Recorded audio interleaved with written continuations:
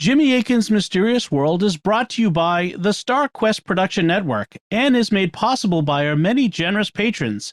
If you'd like to support the podcast, please visit sqpn.com/give. Previously on Jimmy Akin's Mysterious World. The practice of dowsing goes by many names, and it's been used for hundreds of years, at least. Dowsers use a variety of techniques to find water, gold, oil, and other things. Today we begin looking at the practice of dowsing, and we speak with an expert on the topic. What is dowsing? What do we know about it? And how does it work? Next time, we're going to go straight into the faith perspective on dowsing, and what we have to say will probably come as a big surprise for people. I certainly was quite surprised when I started researching the faith perspective on dowsing, so be ready for that.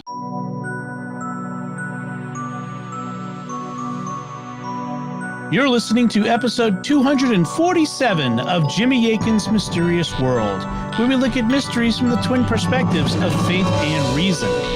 In this episode, we're talking about dowsing from the faith and reason perspectives. I'm Dom Bettinelli, and joining me today is Jimmy Akin. Hey, Jimmy. Howdy, Dom. Last week, we interviewed Dr. Paul Smith on the history and concept of dowsing. This week, we look at it from the faith and reason perspectives. What does the Christian faith have to say about dowsing? What do scientific studies of it show? And what should we make of it all? That's what we'll be talking about on this episode of Jimmy Akin's Mysterious World. Jimmy, is there anything we should say before we begin today's interview?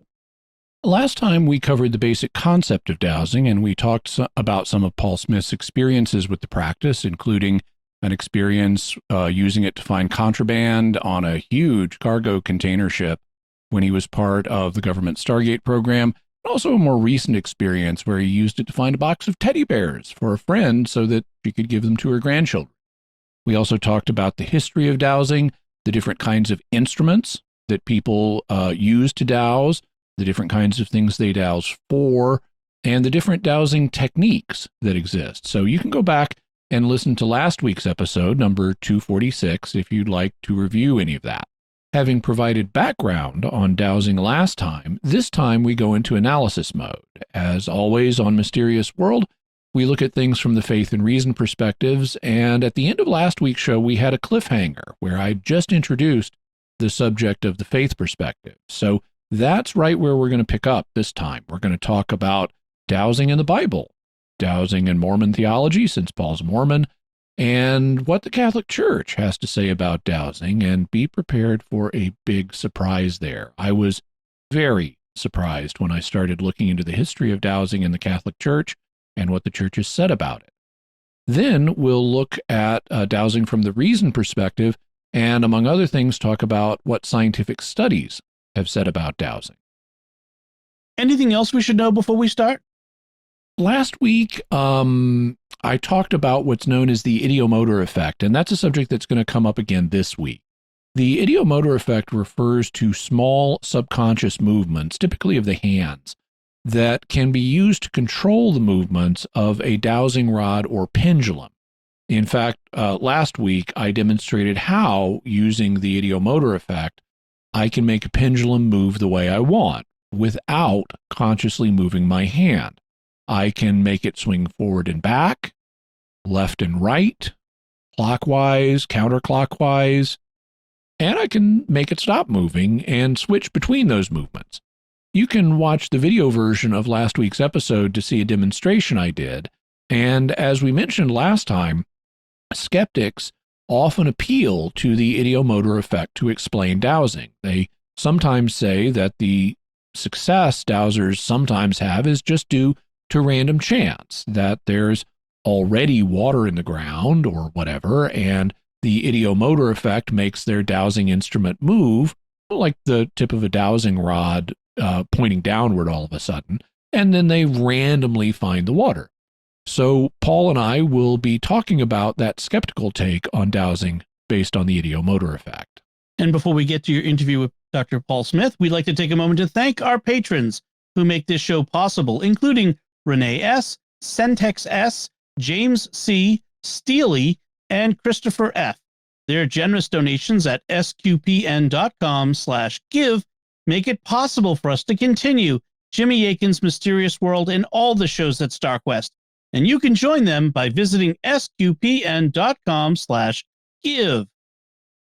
Jimmy Akin's Mysterious World is also brought to you by Fearvento Law PLLC, now assisting clients with expungements and set-asides of Michigan convictions. To learn more, call 231-202-3321 or go to fearventolaw.com, FIORVENTO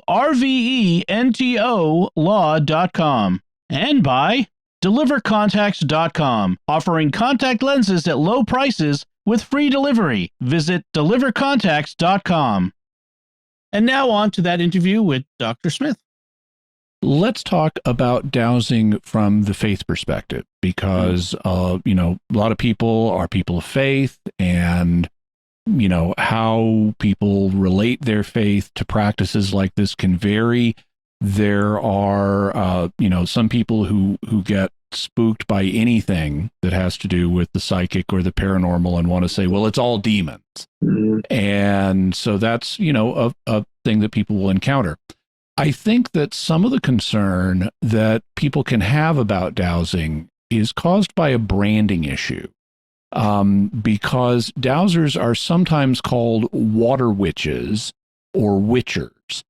And if that's what they're being called, that's just going to generate suspicions from a significant number of people, even though this isn't magic.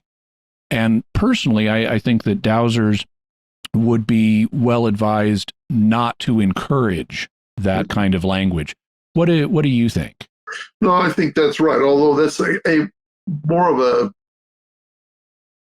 there's more of a narrow problem with that, because it's typically water witching is an English term, obviously, mm-hmm. and it has been used here in the United States, and I think to some extent in England.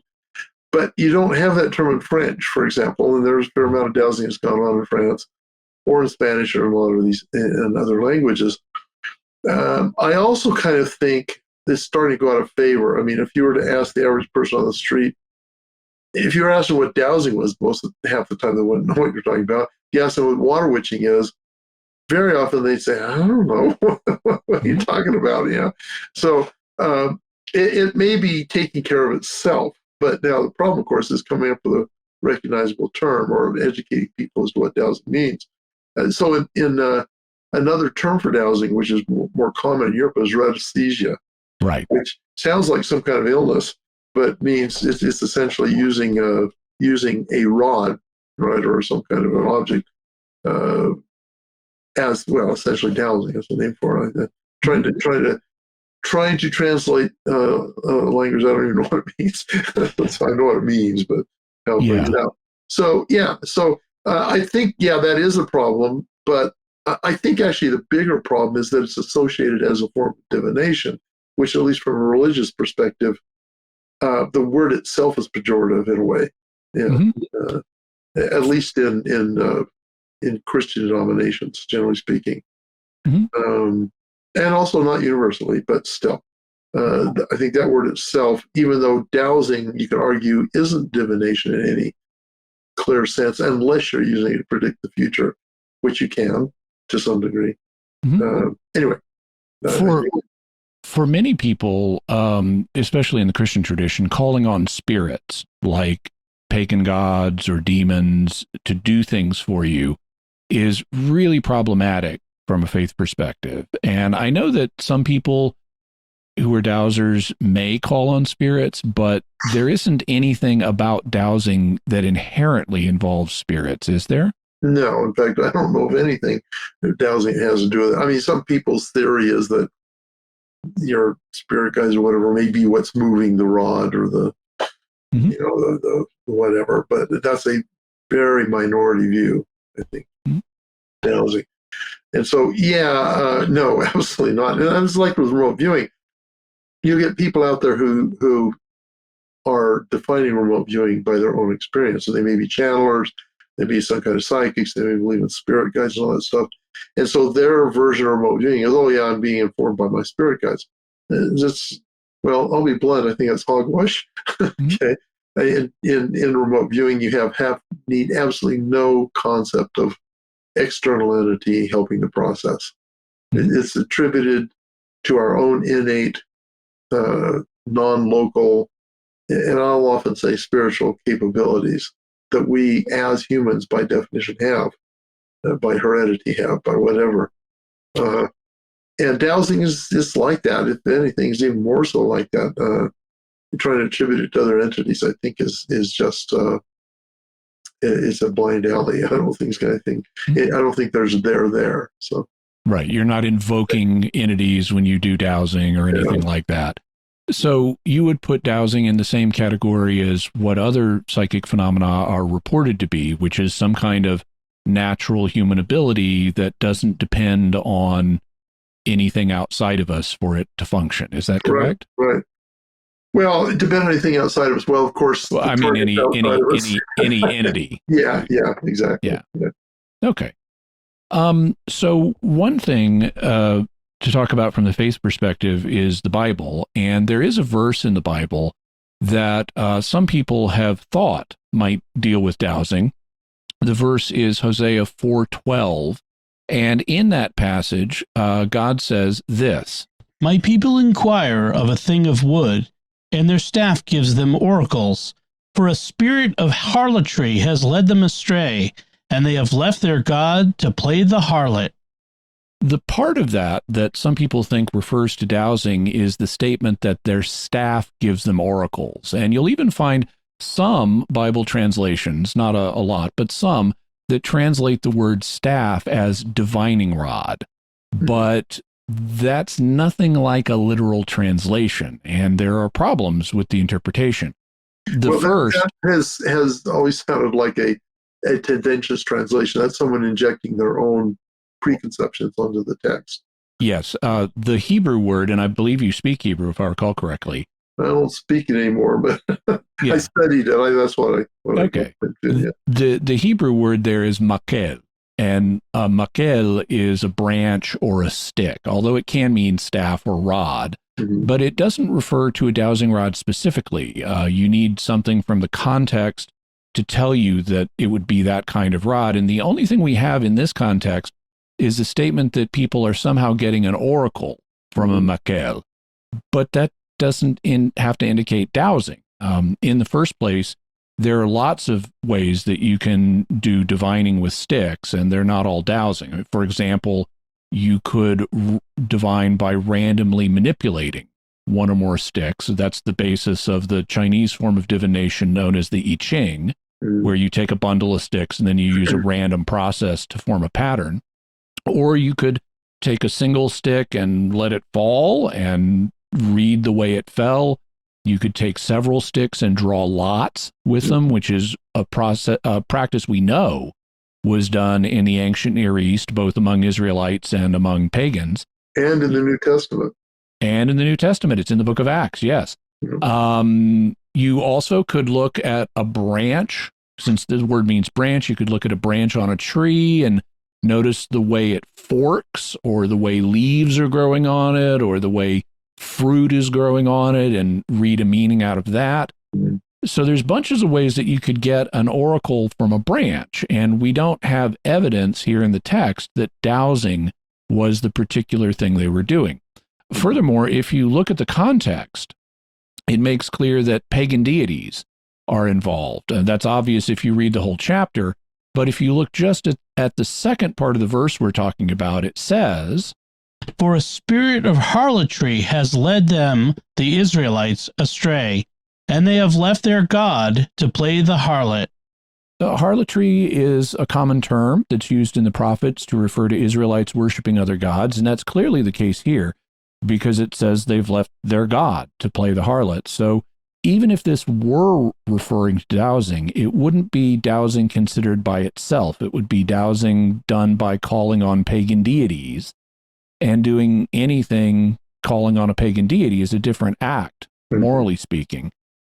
Furthermore, it seems clear that whatever oracles these people were obtaining from their branches, they were calling on pagan deities to do so, and that raises another possibility about what the branch might refer to. it might refer to a pagan idol. There were lots of little pagan idols known as teraphim or household gods that were made out of branches of wood. And let me interject that reading the first line of that verse, that's what I thought of at first. I mean, an idol made of wood, right? So yeah. And it would make a lot of sense to say people are getting an oracle from their little pagan idols, since gods give oracles. It also may be a specific kind of pagan ritual object, that one of a few kinds that we know about. For example, the worshippers of the Canaanite goddess Asherah were famous for having a pole known as an Asherah pole that they used in their worship services. And so maybe this makel or branch is an Asherah pole.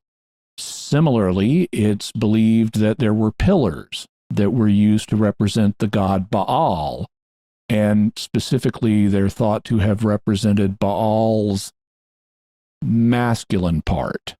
So maybe that was the kind of rod that they were getting an oracle from. There's also evidence of sacred trees being used in Canaanite worship, so that could be it. But in any event, whatever's being condemned in Hosea 4:12 was a practice that involved worshiping pagan deities, and that alone would have been enough to condemn it. Given the other uncertainties we have regarding what this even means, I don't think we can read a condemnation of dowsing out of this verse. What do you think? Yeah, I think, again, it's kind of like that cave art painting, isn't it? That there's real ambiguity here. There is a certain suggestive similarity that people are free to run with in whatever direction they want to go. And this just doesn't, it doesn't have at least the components of how we understand dowsing, other than the fact we're talking about a stick. And that's the connection, it's a stick. So is it dowsing? I don't know. Is it an idol? Maybe. Is it a condemnation of dowsing per se? Clearly not. You can interpret or read into it any way you want, which of course people have done with the Bible for millennia. And so, I think it's an interesting reference, but I don't think it actually tells us much of anything about it. I think more interesting, although it's not clearly dowsing, is how David used the ephod as a instrument of divination, right? And I think that's more like scrying, perhaps, but nonetheless, that seems to be more clearer incidence of something that we would call paranormal than this particular passage does. So. Now, Paul, you come from a Latter-day Saints perspective. Does the Mormon faith have does it have a particular teaching on dowsing or a common view on dowsing? Not happily. So we do have a interesting little history in the past involving dowsing. So the founder of the church, Joseph Smith, he was aided by a man named Oliver Cowdery. He was a school teacher and actually quite an accomplished guy for those days. And in modern Mormonism, you would never know that this was the case, but in some of our early scriptures, Oliver Cowdery was almost, in a way, commended in a revelation, or at least not disapproved of in a revelation for doing what essentially amounts to dowsing.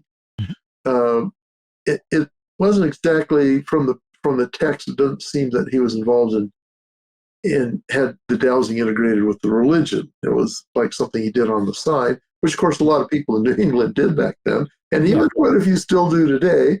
The text reads something like that Oliver Cowdery worked with a rod, and that's a euphemism for dowsing. That's historically long used. You were working with a rod means dowsing, right? And in this passage, dowsing is not condemned. In fact, it's a way commended because it says, "How does the rod work in your hands if it isn't through some power of God?" I don't know if that's literally how it says it, but I should have reread this passage to remind myself of it, and I failed to do that. Well, that's okay. In researching the episode, I did some, since I knew you would be our guest, I did some checking on the LDS.org website with the official Latter-day Saints website. And I found a statement that covers this. And so I'll play that for us now. According to LDS.org, it says this about dowsing. Joseph Smith and his contemporaries lived in a culture steeped in biblical ideas, terminology, and practices. Biblical accounts, such as the story of Moses and his brother Aaron, described the use of physical objects such as rods to manifest God's will. Many Christians in Joseph Smith's day similarly regarded divining rods as instruments for revelation. They believed these rods could help them find underground water or minerals. Early versions of the revelation in Doctrine and Covenants 8 state that Oliver Cowdery had the gift of working with the sprout or the rod of nature, indicating that he used a divining rod at some point. The Lord acknowledged Cowdery's gift, declaring that there is no other power save God that can cause this thing of nature to work in your hands. When church leaders prepared this revelation for inclusion in the Doctrine and Covenants in 1835, they called Cowdery's gift the gift of Aaron, reflecting its similarity to Aaron's rod. Other sources likewise suggested that Oliver Cowdery, as well as Joseph Smith Sr. and Joseph Smith Jr., had likely used divining rods. But the revelation does not clarify how Cowdery employed his rod. It does indicate this was only one of several gifts available to Cowdery. In addition, the revelation taught Cowdery how to obtain the gift of translation through study, prayer, and the aid of the Holy Ghost. So that sounds quite open to dowsing from an LDS perspective to me. Yeah, well, of course, there are a couple of issues. If they were to condemn it, then they would essentially be condemning Oliver Cowdery, right? Who is a prominent, an important figure. But on the other hand, it isn't widely embraced or talked about or even known about. People who dig into Mormons who oftentimes ignore what's on their own website. If they dig into it and they see that, then they become aware of it. But the majority of folks in the church today have no concept that any of that happened. And the scripture has since been edited, and that whole part of it has been changed. The sense of what was trying to be conveyed is still there, but the controversial material, which would be controversial to some folks, was edited out. So it's interesting. The issue here is we go back to the Hosea passage where the concern is not that you have the rod or the branch or whatever, but it's how you're using it and what you presume the source of your information is. In Mormonism, I've found that I think we might have talked about this in our first talk, but I don't remember. So people aren't so much resistant to these kinds of things in Mormonism. What the key factor is, again, it's the source or how you're using it or what your intent is. So like in Catholicism, authority, the ecclesiastical authority is a very important thing in Mormonism, probably as much as in Catholicism and much more than in most Protestant directions. You don't just decide you're going to hold the priesthood in Mormonism any more than you do in Catholicism. You have to have that conveyed upon you. You can't just think that God has called you and you become a priest, right? And so that's very important. But more important even, and again, the same as in Catholicism, the authority to make pronouncements, to issue, if you will, oracles, right? To utter prophecy, to give counsel, guidance from God, has to come through the proper priesthood channels. And where the church runs aground on this kind of stuff like dowsing and remote viewing and all this stuff is if you presume to substitute that as an authoritative source for priesthood channels, which are the sources that ought to come through. So if you start, this happened in the early days with Hiram Page. He was a guy who found a seer stone. Joseph Smith had used the seer stone translating the Book of Mormon, and Hiram Page found his own, and he was going around giving prophecies and guidance and counsel to the church outside of the hierarchical authoritative structure. And he was really called on the carpet for that. He was violating the principles, just as I think we're going to talk about Catholicism here in a second, just as I think it's probably kind of the same principle in Catholicism. It becomes extra, what would you call it? Not extrajudiciously, extra ecclesiastically, whatever, from outside the church as an alternative source to the authoritative pronouncements. It would be frowned on very much there, just as it would be in Mormonism. Let's then talk about dowsing from the perspective of the Catholic faith. Of course, the church has a long continuous history, and so it overlaps with the history of dowsing, and people have had a lot of time to write and think about it. And in reviewing that history for this episode, it's mixed. There have been Catholics who opposed dowsing and Catholics who favored it. There are, like we said, people in every age who want to attribute anything out of the ordinary to the devil, and there have been people who've done that with dowsing. But there have also been a lot of Catholics who have done the reverse and considered dowsing entirely acceptable. And in studying for this, what surprised me was how much support for dowsing there has been in the Catholic tradition. A good bit of that history is covered in the book you mentioned, Christopher Bird's The Divining Hand. Of course, the practice, of dowsing was common as a folk discipline in Europe for centuries. It was particularly popular in the 1600s, both in France and in Germany. And there was a lot of discussion of it in Catholic circles. And what really surprised me was just how many members of the clergy have been dowsers, including both priests and bishops. This is really clear. When you go back in history, there have been some very famous priests and bishops who were dowsers. I'll confine myself here to just naming a couple that lived in the 20th century. One was Father Alexis Boulet, who was born in 1865, and he passed on in 1958. He was a French priest, and he invented the term radiasthesia, based on the idea that dowsing may be based on detecting rays that come from the objects being detected. He also founded a group called the Friends of Radiasthesia Society in 1929, and it still exists, and its members study and practice dowsing in France. Another 20th century priest was Father Alexis Mermet, who was born in 1866 and died in 1937. He was a French-speaking Swiss priest, and he was well known as a dowser. There's even a famous picture of him taken in 1913 where he's standing with a group of dowsers holding their instruments. And Father Mermet is in the center of the photo holding a pocket watch that he's using as a dowsing pendulum, because back in the day when men carried pocket watches, they made handy pendulums to dowse with. I've seen that picture now that you mentioned it. Yeah. He also wrote a famous book called The Principles and Practice of Radiasthesia. Fathers Boulet and Mermet, of course, were just priests, but there have also been famous bishops, even in the 20th century, who were dowsers or were otherwise supportive of dowsing. One was Bishop Edouard Jeté, who was born in 1898 and passed on in 1988. He was a French-Canadian, and he wrote a book called, and I'll mangle the French, but that's how it goes, Au Sol du Subconscient, or On the Threshold of the Subconscious. And it discussed dowsing, and he, as a bishop, apparently consulted with police in criminal investigations to find missing persons.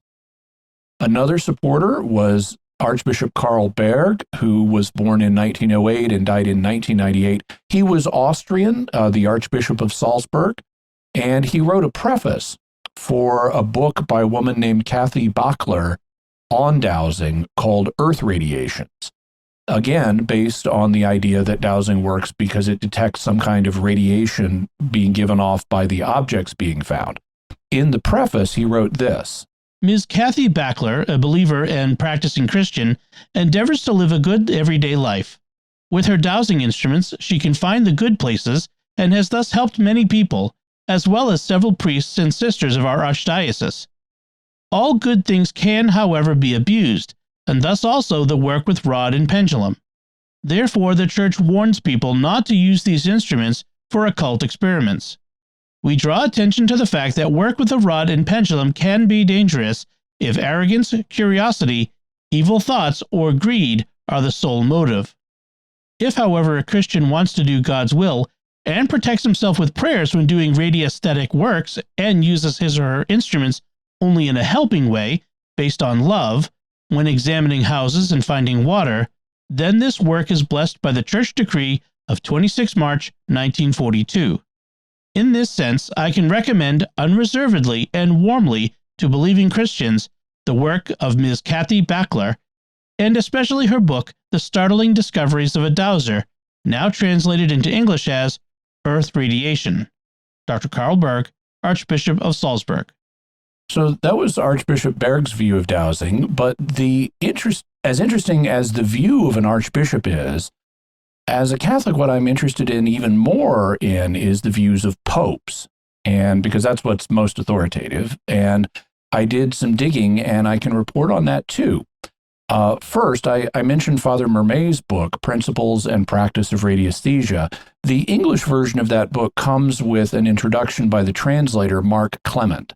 And in the introduction, Clement writes this: Even the Pope himself, who took a great interest in his work, appealed to him for help and guidance to solve problems which had left experts and specialists completely baffled. Unfortunately, Clement doesn't name the Pope sought for Father Mermet's help, but based on the chronology of his life, it was likely Pope Pius XI, who was Pope between 1922 and 1939.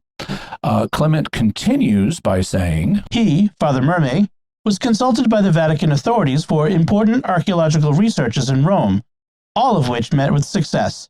The records are in the archives of the Vatican Library. So that's one indication that the Holy See was taking an open attitude towards dowsing in the 20th century, using it for archaeological research under the Vatican. Yeah, so that's intriguing. What you've uncovered here, I think, is really, I'm kind of fascinated by it. I wonder how accessible those records are. Well, they should still, you may need, I did an episode a while back of Mysterious World on the secret archive, which is now called the Vatican Apostolic Archive.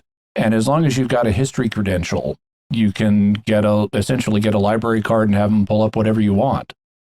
As long as you can do the language, right? As long as you can do the language, yeah.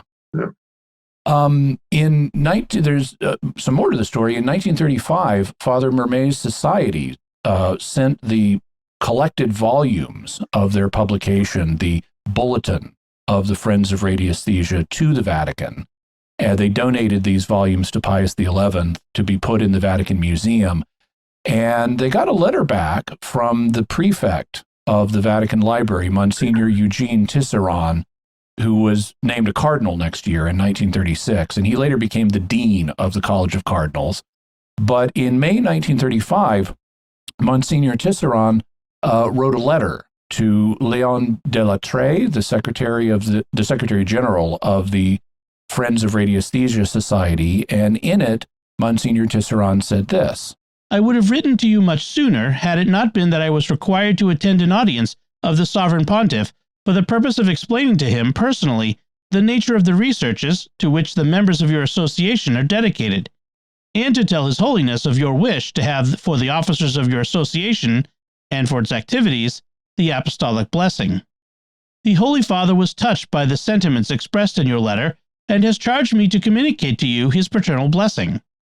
I should add that the Sovereign Pontiff has kept the last number of the bulletin of your association that I brought with me to the audience, so as to be able to examine it at his leisure. So Pius XI was briefed on what this French dowsing society was doing. He granted them his blessing for them and their work as dowsers. He accepted their gift of the collected volumes of their bulletin for the Vatican Library, and he kept the most recent issue to read himself. Now, all of those are unofficial actions. They're just what a pope did. So what I'm most interested in is, were there any official acts that the Vatican has taken? And here we come to the 1942 decree that Archbishop Berg referred to. It was issued by what was then known as the Holy Office. Today it's known as the Dicastery for the Doctrine of the Faith. And it's the Vatican's doctrinal watchdog. It's tasked with protecting the faith against errors. And in 1942, they issued a decree on dowsing that would have been approved by Pius XI. To understand the background for the decree, I need to mention a couple of canons from the Church's official rule book, which is known as the Code of Canon Law. Individual laws are called canons. And in the 1917 Code of Canon Law, which was in force at the time, Canons 138 and 139 dealt with things that the Vatican didn't want priests to be getting involved in.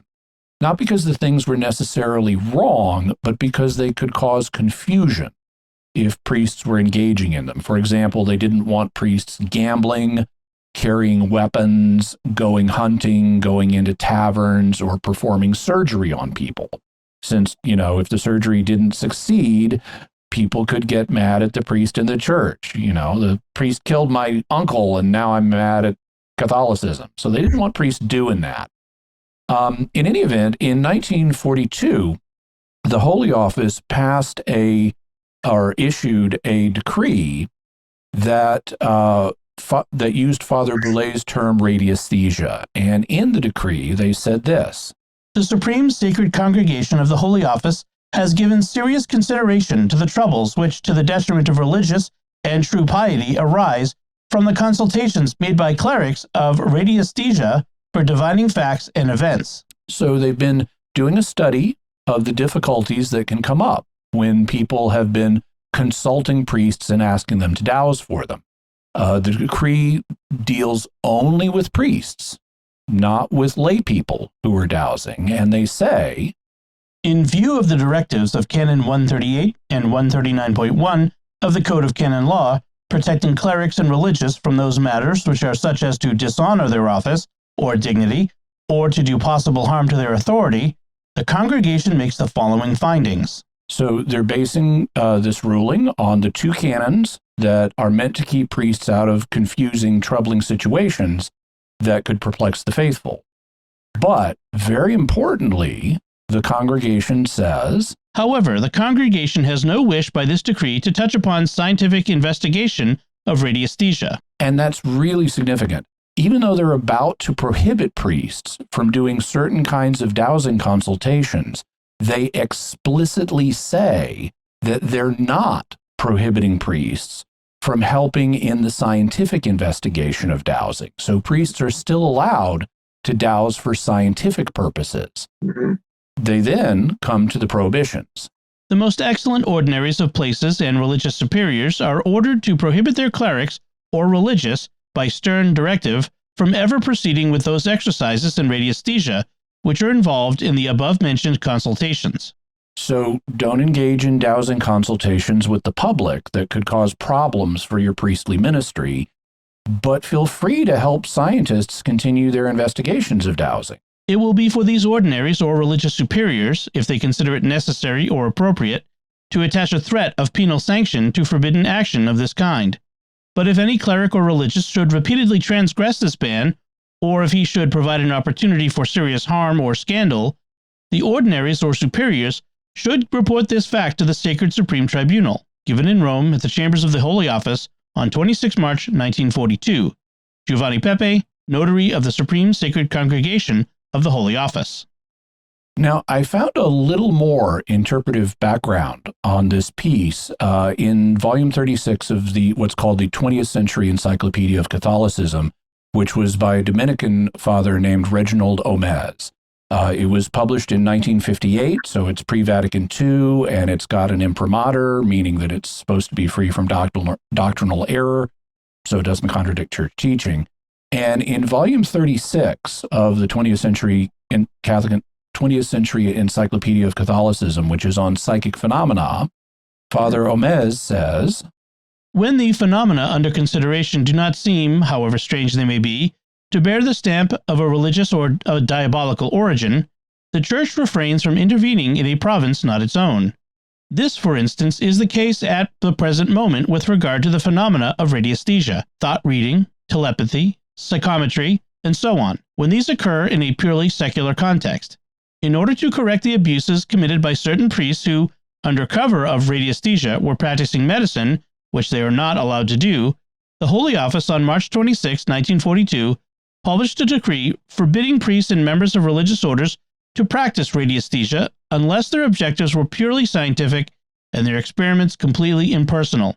They might not undertake research work connected with medical diagnosis or treatment, the discovery of missing persons, the assessment of character or moral state, etc., but could practice dowsing for water or metallic ore. Neither the encouragement nor the disciplinary measures implied that the Church was taking up any definite position in these spheres. They are outside its field. So, canon law forbade priests from practicing medicine because if you lose a patient, it can get the person mad at the Church. But according to Father Omez, some priests were circumventing this by using dowsing as part of their medical consultations and other similar consultations. So in 1942, the decree said don't do that, even though it doesn't mention medicine in particular. Father Omez was apparently drawing on additional background for that knowledge. But what's clear from the text of the decree itself is that they are prohibiting priests from doing certain kinds of dowsing consultations for people, but they explicitly say they're not preventing priests from dowsing for purposes of scientific research, and they don't prohibit the laity from doing any kind of dowsing at all. Mm-hmm. And I did some follow-up checking to see if this is the most recent Vatican statement that the Church has made on dowsing, and it is. So the Catholic Church, based on this decree, seems to be taking an approach to dowsing that's very open to it. It expressly permits scientific research into the subject, even by priests who are dowsers, and it has no restrictions on the kind of dowsing consultations that laity can do. So that sounds really open to me. What do you think? It does. So no, I think that's actually quite commendable. I'm puzzled by why they can't help find missing people. That one kind of took me off guard. But I would think that, now it didn't mention missing people in the decree itself, but that's how it was understood. Right. In the latter passage, the guy's kind of interpreting what. Yeah, but I can see the rationale for that, because let's say you're a priest, and the police come to you and say, we've got this missing person, we're trying to find them, and you douse to find them, and you're wrong. Mm-hmm. And the person ends up, who's been kidnapped, let's say, they end up dying because you didn't find them in time. Well, that's another kind of situation where people could be alienated from their faith. I mean, this priest, he's supposed to have power from God, and he tried to find my brother, and he ended up being killed by the kidnappers. And why didn't God help in this situation? And so it could be kind of difficult. Yeah, I suppose. I mean, that's not a point to debate, really. At least you have a plausible explanation. I didn't see one at all to begin with, but so it seems to me the Catholic Church has been pretty open-minded about it. Mormon Church just doesn't have a position, really. It hasn't rejected the practice. It just, it sort of leaves things open, which is not unusual for the LDS Church. What's interesting to me about that, though, is that how much attention the Catholic Church has paid to this. Now, obviously, it's a drop in the bucket compared to everything else they pay attention to. But nonetheless, there's a fairly extensive historical engagement with dowsing here from the Church's perspective. And I think that's pretty cool. Like I was saying with the Mormon Church, they tend to not take a position at all on anything that isn't directly relevant to the Church itself, which is in its own way a kind of benign sort of approach. It makes a lot of sense. It keeps things less complicated, and frankly, compared to the volumes of church governance that the Catholic Church has, the LDS Church is hardly anything. Of course, it also has a much shorter history, since Christ. So, but yeah, in kind of the same way, I think our attitudes are similar. It's just that yours are more defined. Mm-hmm. Right? They're more defined. And I'm perfectly happy with having it vague. So, Paul, let's talk about dowsing from the reason perspective. Now, sometimes skeptics dismiss dowsing by claiming it's just due to the idiomotor effect. How would you respond to that? Well, I congratulate them on their insight in terms of the idiomotor effects, but I'd say they're missing a whole dimension of this process, right?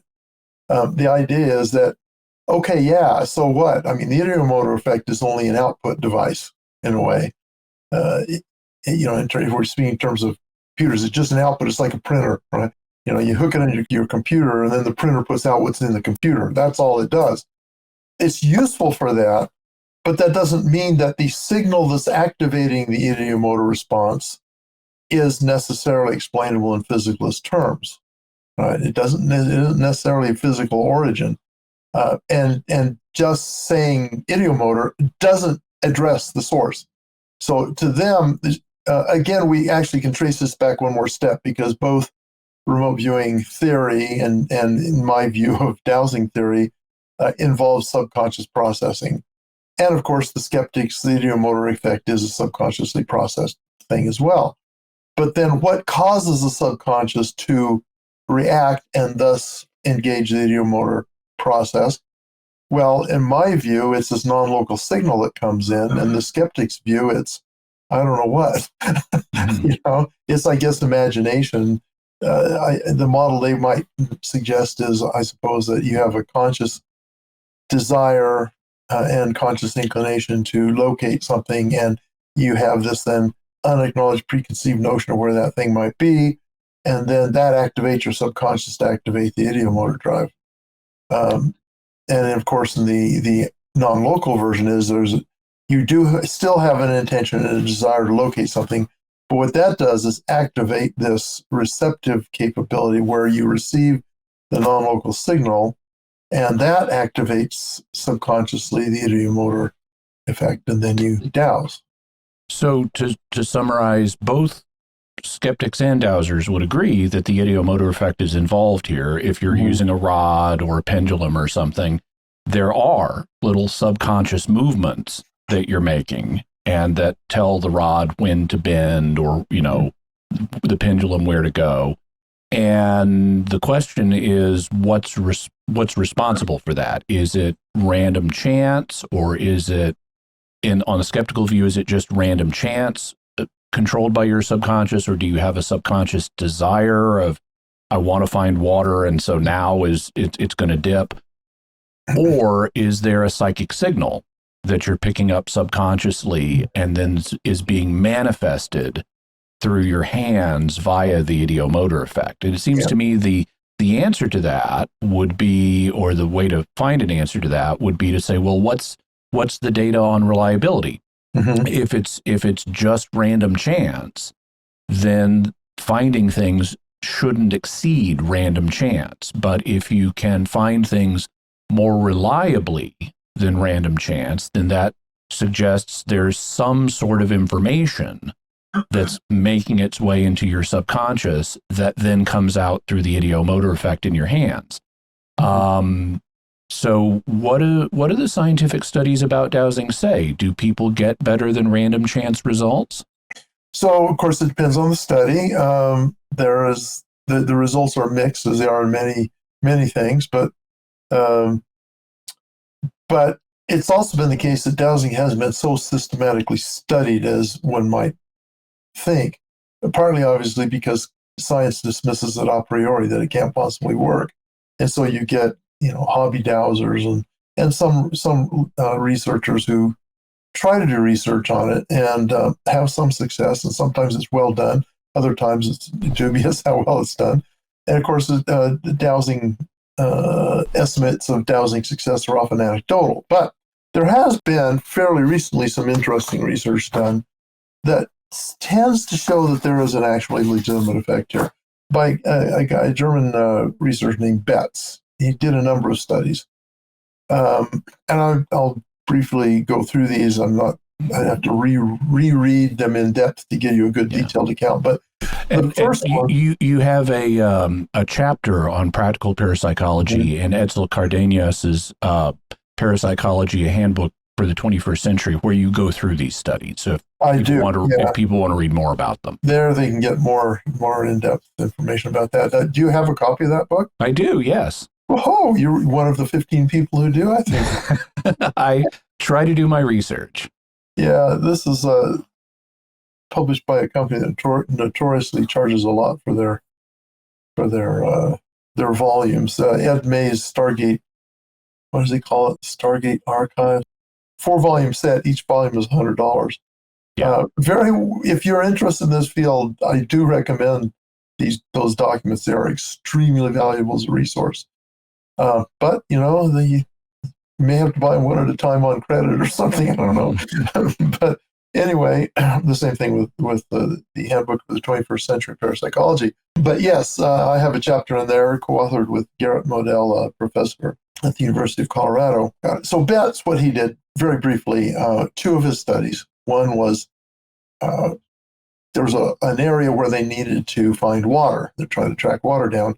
And it was going to be evaluated using your standard water finding remote sensing technology, the various ways they use technology to find water that is scientifically accepted, right? And then a dowser. And under similar, I want to say almost identical, in fact, it might have been exactly the same area. The dowser was assigned to try and find accessible water. And of course, then they used the standard technology to do it. And the standard technology was correct 3 out of, and I don't remember the other number, but it was like 30 times or something like that. 3 out of 30 times it was correct. And the dowser was right 13 out of 16 times, 16 or 17 times.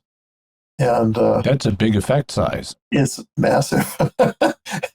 So that's very provocative. Now, as far as replicating it, as far as I know, there have been no attempts to replicate it. Of course, the problem with replicating a dowsing situation is trying to get a control group, right?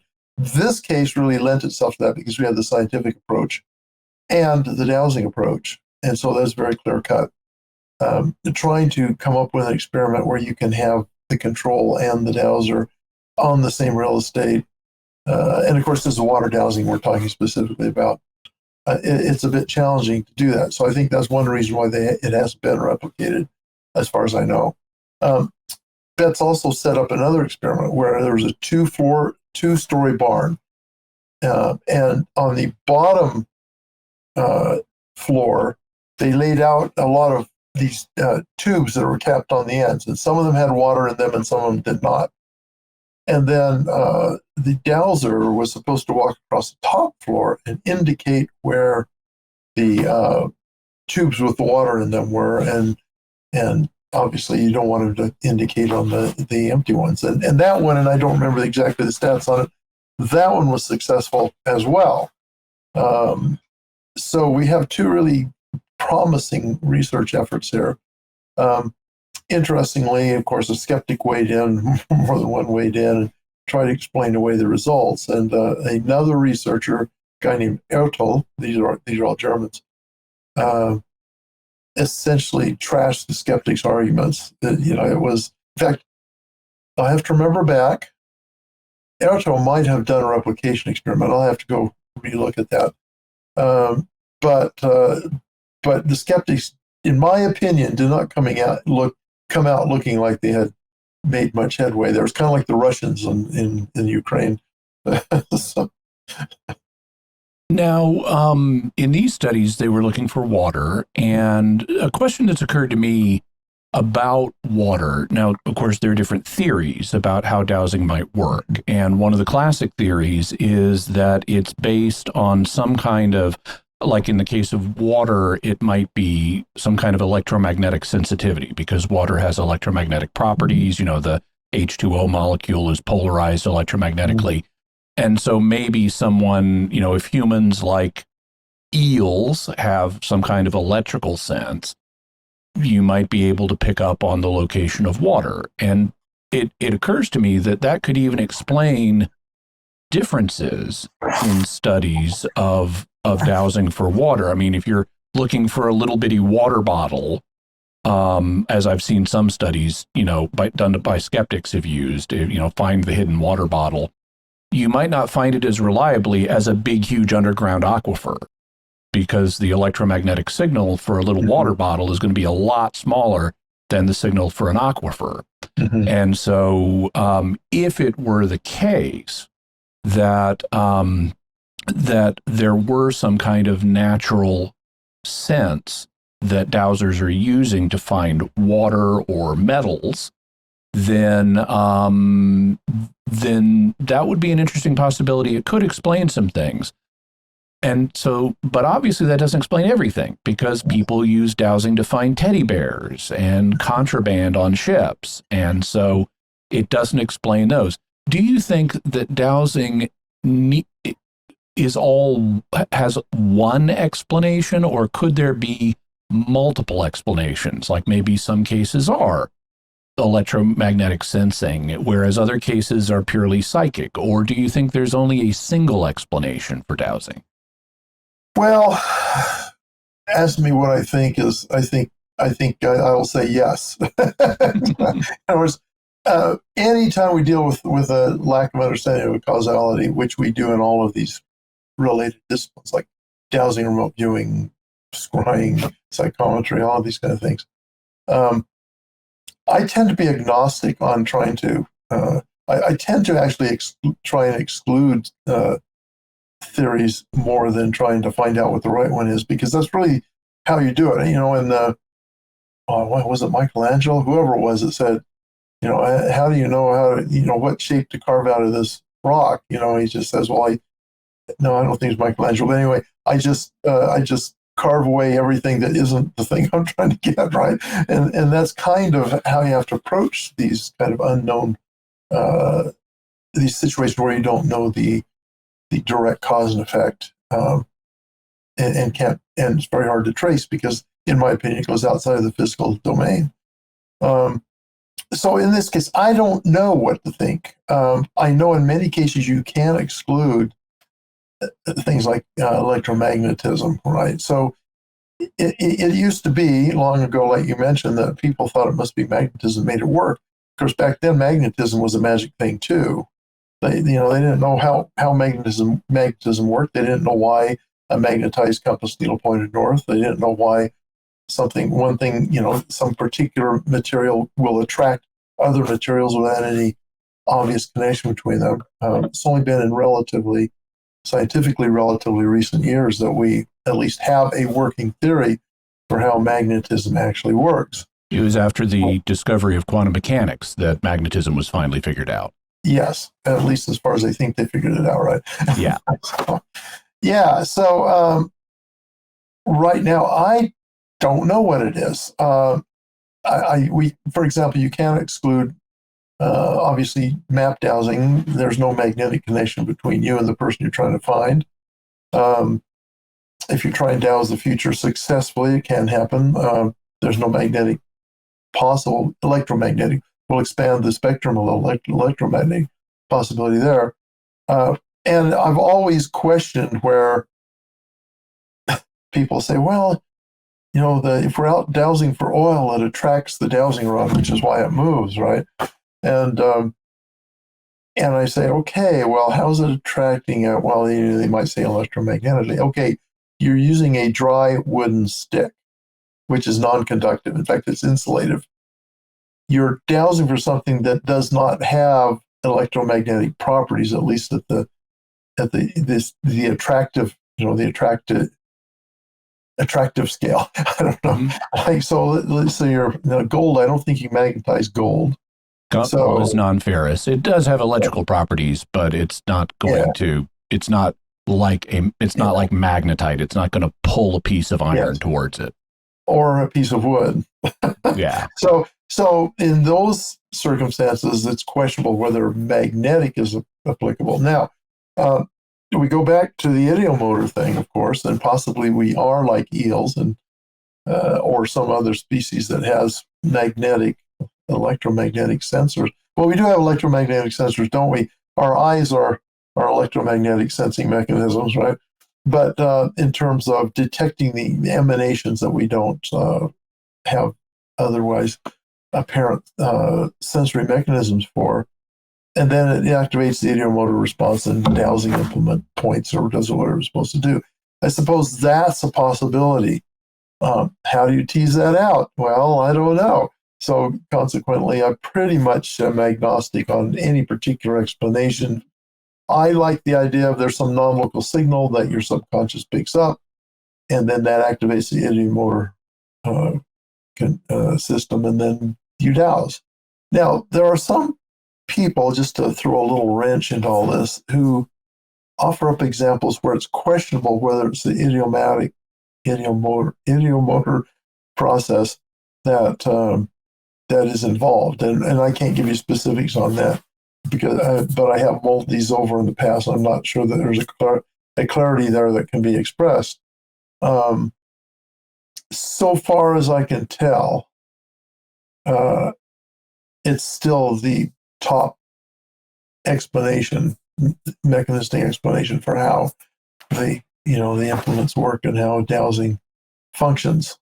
Now, in terms of there being a non-local signal, so by non-local we mean it's not something you're directly detecting from an object. It's not like radiations emerging from the object and you're picking up on that. Yeah, well, I'm using non-local as a term of art here. So when we're saying non-local, the term actually came up, I think, mostly in quantum physics, because you talk about non-locality or quantum entanglement, which is a apparent, and I say apparent because of the complications in the whole theory base for quantum physics, but there's an apparent, at least prima facie, cause-effect relationship without any actual causation being passed between the two parts of that cause-effect relationship. So, and a classic example is the quantum particle that you have has certain properties, and it has a sister particle that's on the other side of the Milky Way, 250 million light years away. And if you tweak a property on the one particle, its sister particle reacts on the same property in an opposite function, but it reacts instantly, just as if there's some kind of cause going from your action on this one particle to that sister particle out there. And yet it's provable that there is no cause that goes between. To give an example, if you take a photon and you split it into two photons, so that you know that its polarity is going to be preserved. So if one of them has polarity that points in one direction, the other will have polarity that points in the other direction. They're mirror images of each other. They're mirror images, and so if you then you separate them, you then take a measurement of one, and the idea is, okay, this one is now polarity north, the other one is going to be polarity south, and the claim is, and this gets into some deep waters that I'm sure we won't really want to go into here, but the claim is that taking the measurement actually causes the photon that you measure to acquire a certain polarity, and then that ripples to the other one instantly. And that's described as being non-local. Now, in parapsychology, people have kind of borrowed this term non-local. It's not really the same as what quantum physicists are using necessarily. It's a term of art in quantum physics as well, right? Yeah. So when they say non-local there, it's also a little bit of a hand wave, just used in a different way. The reason is because when they talk about local causation, that's where you can trace an actual cause and effect chain from an event or cause to the actual outcome or consequence of that causal chain. So, for example, the typical is billiard balls. You hit one billiard ball, cue ball, it hits another billiard ball, that one goes and hits another one, That's easily observable as a causal chain. And that's local. Even though it could go on for miles and miles and thousands of miles, you can trace every step in it. It makes it local because each one is local to the next link in the chain. But non-local is where you have a cause here and you have an effect here, and there's no connection, no that you can discern, right? So that becomes what we call non-local. So it applies in quantum physics with this particular quantum entanglement notion. But it's a perfectly legitimate term to use also when we're talking about psychic phenomena, right? Because it's either way, there's a non-local, apparent causal connection there. Just one that we have no explanation for how the cause gets to the effect. Now, in terms of the term signal, I know this goes back in remote viewing quite a ways. Ingo Swann, I guess, introduced the term signal line to describe the flow of information that remote viewers are getting. And the term signal kind of brings up the image of something radiating. You have a signal radiating from a source. And so you might say, well, okay, it's not electromagnetic radiations that people are picking up on. It's some other kind of radiative signal, which is why Father Mermet referred to this as radiasthesia. But it occurs to me, especially in light of the non-local aspect of this, like suppose I'm a missing person and someone dowses and says, where is Jimmy Akin? And they find me on a map. Well, I'm not emitting any kind of radiation just because I'm lost as Jimmy Akin. So it occurs to me that another explanation, which also is sometimes talked about in remote viewing circles, is it might, rather than being like something radiating, a signal radiating from a source, it might be more like a database lookup. Like this information is stored somewhere. Sometimes people use the term Akashic record for that, or matrix for that. Maybe it's more like a database lookup, and I just say, okay, where is Jimmy Akin, or where is the gold, or where is the water? And the subconscious is able to access some kind of information source that's non-local. What do you make of that? Well, that is actually the premise of Ingo Swann's idea about how remote viewing works, at least as he taught us and for me. The idea is you have this matrix, and the matrix is essentially a giant database. I like to joke in hyperspace somewhere. It's based on a Isaac Asimov short story once I read a long time ago. This information database, hovering out there in hyperspace, and when you remote view, you actually don't necessarily access the target itself. You access the target's data niche, a cell, data cell, or whatever, in this massive database they call the matrix. And that's where you get the information from. That's why you can do past, present, and future, because everything known about it is in that matrix. It's a useful metaphor. I'm not sure how valid it is, except for he did make the argument that he didn't make the argument, but he made the suggestion that maybe all the matrix is the universe at the quantum level. So, oh gosh, I've forgotten his name. You see his face? David Bohm, wrote this book called Wholeness in the Implicate Order.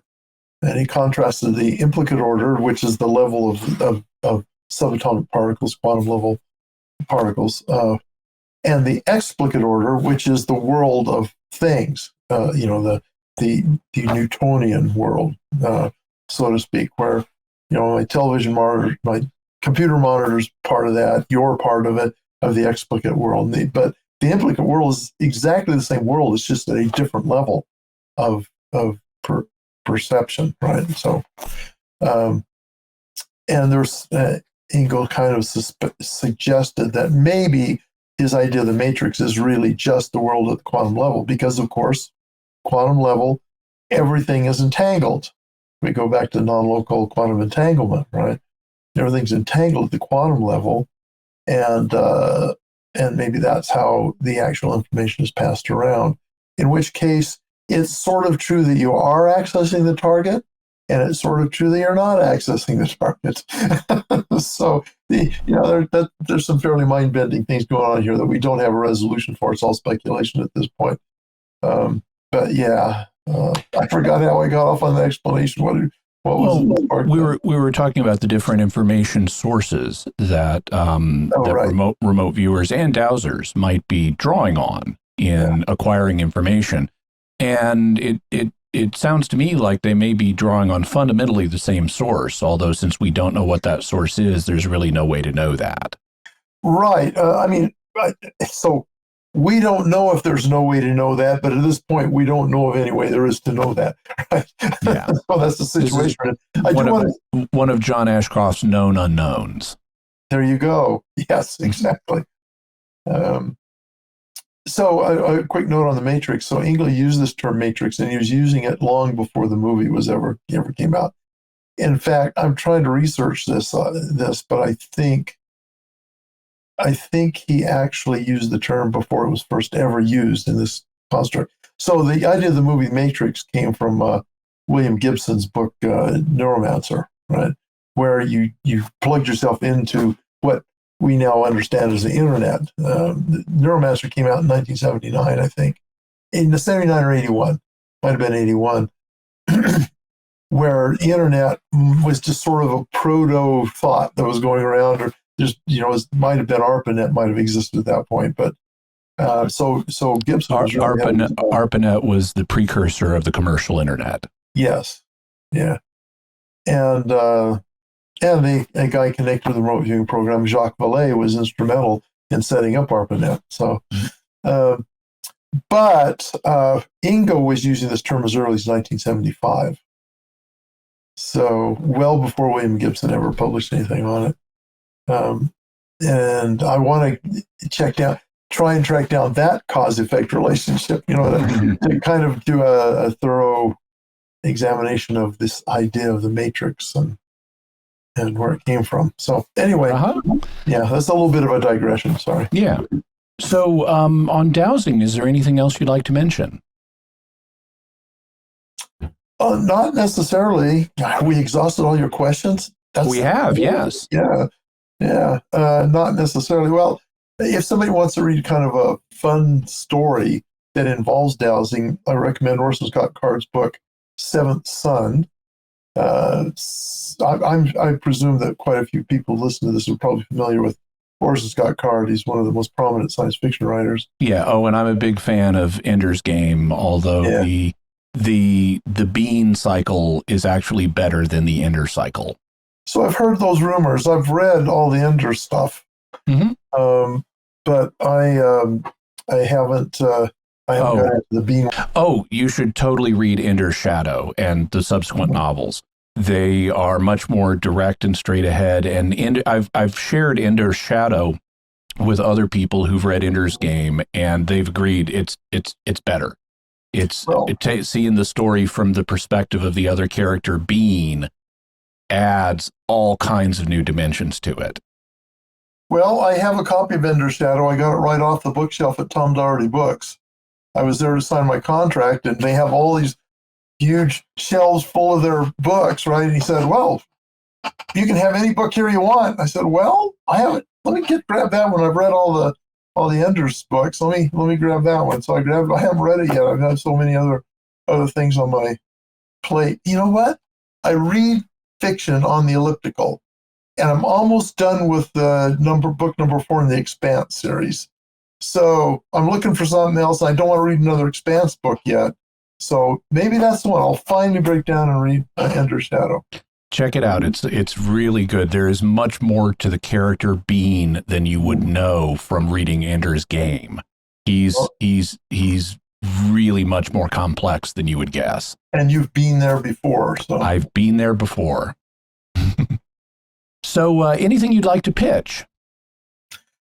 Well, if folks are interested in dowsing, obviously there's the American Society of Dowsers. Maybe you have a chapter nearby. And of course, Bird's book, The Divining Hand, Christopher Bird's book, The Divining Hand, is awesome. But I do offer, I should say another company offers a product that I've collaborated in called, it's a dowsing DVD set. It's an actual training program that teaches you the basics and gives you some opportunities to learn how to do dowsing. Not so much as I call it continuum dowsing, where it doesn't teach you how to douse for water. It teaches you how to do like map dowsing and diagram dowsing and things like that. It's called, well, if you go to learndowsing.com, you can you can order it. But yeah, I mean, people are interested. I am biased perhaps, but I think that's the best distance learning or home study course you can get to help you learn how to dowse. I've gotten a lot of success stories from students about how they've used it. One guy even won $100,000 in the lottery, having gone through my course. Now, I'm not promising you're going to do that, but when it comes to success stories, that's quite a bit of success. So, indeed, and we'll have links to all of those resources so that people can investigate them further. Well, thank you very much for joining us again, Paul Smith, here on Jimmy Akin's Mysterious World. Well, thank you. I always enjoy interacting with you. You do more homework than any 10 other interview hosts that I've ever talked to. And you ask really great questions. And of course, we have a great friendly interaction, and I appreciate that. So thank you. I hope to come back again on some other topic that we haven't beat to death, right? We'll do it. Thank you so much. You betcha. Anything else we should say before we close today's episode? No, I'd just like to thank Dr. Paul Smith for appearing once again on Jimmy Akin's Mysterious World. It's always great to have him on, and we'll have him on again in the future. Awesome. Looking forward to that. So, Jimmy, what's your bottom line on dowsing? Dowsing is an ancient practice that has been used to find many things. It's most famously used to find water, but it's also used to find minerals, gold, and oil. It's even used to find missing people and criminals, and to answer all kinds of different questions. Dowsing is not mentioned in the Bible, and the Catholic Church is actually open to the practice. In its most recent authoritative statement on the subject, the Church did not have a problem with priests dowsing in support of scientific research, and it didn't have a problem with lay people dowsing at all. Dowsing does not involve calling on spirits. It presents itself as a natural psychic ability, which means that if it works, God would have built it into human nature, and there is some scientific evidence suggesting that it does work. But, as always, you can make up your own mind. Jimmy, can you tell us what further resources we can look at to learn more about dowsing? We'll have a link to the book that Paul recommends, Christopher Bird's book, The Divining Hand, the 500-year-old Mystery of Dowsing. Also, the book I mentioned, Etzel Cardena's book, Parapsychology, a 21st Century Handbook, that has a chapter in it called Applied Psi, which is co-authored by Paul Smith. And actually, the Kindle version of the book isn't too expensive, so check that out. Also, Cathay Bachler's book, Earth Radiation, which we'll have a link to a physical copy of, and it's available to read online at archive.org. Abbé Alexis Mermet's book, Principles and Practice of Radiasthesia. I mentioned Etzel Cardena's book. Also, we mentioned the Stargate Archives that Edwin May puts out. We'll have a link to the first volume of that, from which you can find the others. Articles on the Idiomotor Effect, the Jewish Encyclopedia on Teraphim, the LDS Church on divining rods, the page we quoted from. Michael Faraday's Idiomotor Effect experiment. We have a video on that, so you can see yourself how he was able to demonstrate that things like table turning are produced by that. Also, an article on archaeology and dowsing, information about Father Alexis Boulet in French, and Father or Abbé Alexis Mermet in French, a link to the American Society of Dowsers, and Paul's DVD course at learndowsing.com. So that's it from us. We would love to hear your theories about dowsing. You can let us know by visiting sqpn.com or the Jimmy Akin's Mysterious World Facebook page, sending an email to mysterious@sqpn.com, sending a tweet to @MYS_world, visiting the StarQuest Discord community at sqpn.com/Discord, or calling our mysterious feedback line at 619-738-4515. That's 619-738-4515. And I want to say a special word of thanks to Oasis Studio 7 for the video and animation work in this episode. You can check out what they do by going to my YouTube channel, youtube.com/Jimmy Akin. And while you're there, I'd really appreciate it if you subscribe to the channel. We're trying to get up to 40,000 subscribers, and I'd really appreciate it. So please do subscribe and hit the like button and click the bell notification so that you always get notified whenever I have a new Mysterious World video or one of the other videos that I put out. Jimmy, what are we going to be talking about next time? Next week, we'll be answering patrons' questions. So we'll be talking about subjects like, could pre-Adamites be aliens? What produces crop circles? Planetary defense systems, the souls of early hominins, and more. Excellent. Folks, be sure to share the podcast with your friends. It's the #1 way we get new listeners. And write a review or give a rating wherever podcast directories allow you to do that. That helps us grow this community and reach more people. You can find links to Jimmy's resources from our discussion on our show notes at mysterious.fm/247. And remember, to help us continue to produce the podcast, please visit sqpn.com/give. Jimmy Akin's Mysterious World is also brought to you in part through the generous support of our sponsors, including Aaron Ferguson Electric and Automation at aaronv.com, AARONV.com, making connections for life for your automation and smart home needs in North and Central Florida. Jimmy Akin's Mysterious World is also brought to you in part by Catechism Class, a dynamic weekly podcast journey through the Catechism of the Catholic Church by Greg and Jennifer Willits. It's the best book club, coffee talk, and faith study group all rolled into one. Find it in any podcast directory. Until next time, Jimmy Akin, thank you for exploring with us our mysterious world. Thanks, Dom. And once again, I'm Dom Bettinelli. Thank you for listening to Jimmy Akin's Mysterious World on StarQuest.